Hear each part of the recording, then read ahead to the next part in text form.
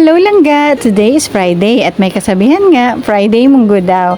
At isi-share ko sa inyo ang isa sa paraan kung paano ko ito niluluto. Pero bago yan,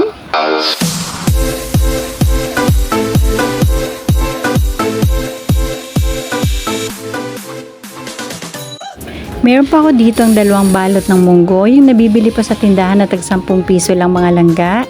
Hugasan lang po natin ng maigi para matanggal lang po ang mga dumi-dumi nito. Then, isalang lang po natin hanggang sa ito po ay maluto. At habang nakasalang po ito ay, samahan niyo po ako, manunungkit po muna tayo ng papaya at atin pong isasahog sa ating munggo. Then, sama na rin natin yung malunggay. Ayan, napakamasustansya nito mga langga dahil magulay ang ating munggo.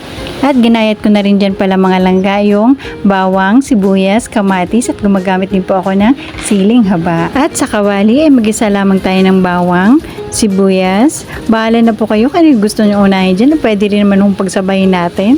Then, sunod natin ang ating kamatis. At isunod natin ang ating tuyong dilis.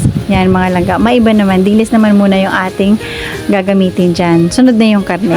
Mekos-mekos lang natin ito mga langga ha. Then sunod natin yung ating papaya. Naku mga langga, maniba lang na pala yung aming papaya. Hindi ko na napansin. Pero okay lang yan. Manamis-namis din kaya yan.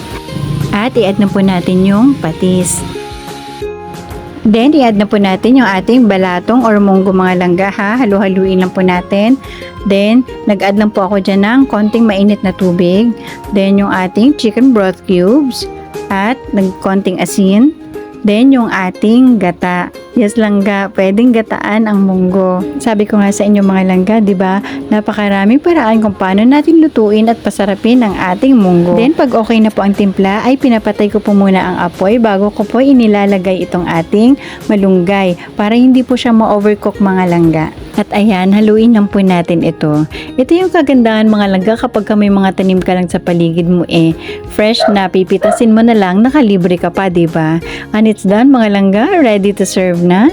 At kapag ganito po ang ulam, naku po, alam mo na kung ano yung best partner dito ay ang pritong isda. O diba, saan ka pa? Tara magprito na tayo at i-ready mo na yung bahaw mo. Tara na, kain po tayo.